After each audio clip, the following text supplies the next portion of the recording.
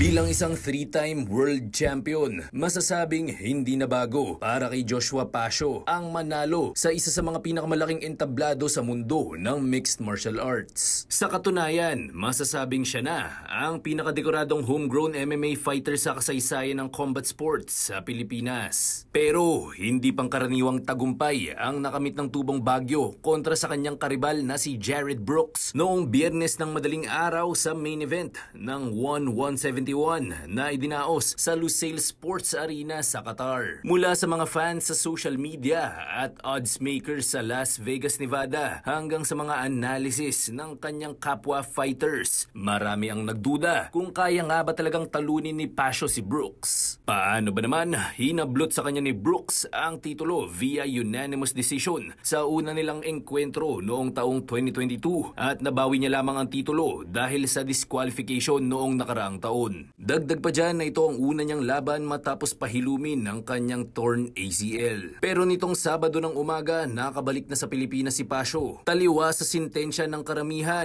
nasa mga kamay niya pa rin ang gintong sinturon, ang simbolo na siya ang pinakamahusay na strawweight fighter sa buong mundo. Ang sikreto ni Pasio, ni minsan ay hindi niya umano pinagdudahan ang kanyang sarili. Ako kasi hindi naman ako nakikinig sa mga critics, sa mga doubters. For me as a Christian, I just trust God, you know. Sabi ko nga, people doubted me but never doubt the living God that I serve. So, I just confident ako sa preparation ko. Isa rin sa mga nagsilbing gabay ng 29 anyos na atleta ang kanyang tumatayong kuya at ang dating one lightweight champion na si Edward Folayang. Bilang pinuno ng Lions Nation MMA, taas noong ipinagmamalaki ng Pinoy combat sports icon ang tagumpay ng kanyang nakababatang teammate. Kita niya talaga na hindi one-sided. He can be able to roll kung anumang angle yung pumunta yung laban, ipakita niya talaga na complete fighter na siya. So, syempre very happy kami kasi alam mo yun, naipapakita na namin na nag-i-evolve at nagmamature na talaga yung Philippine Mixed Martial Arts.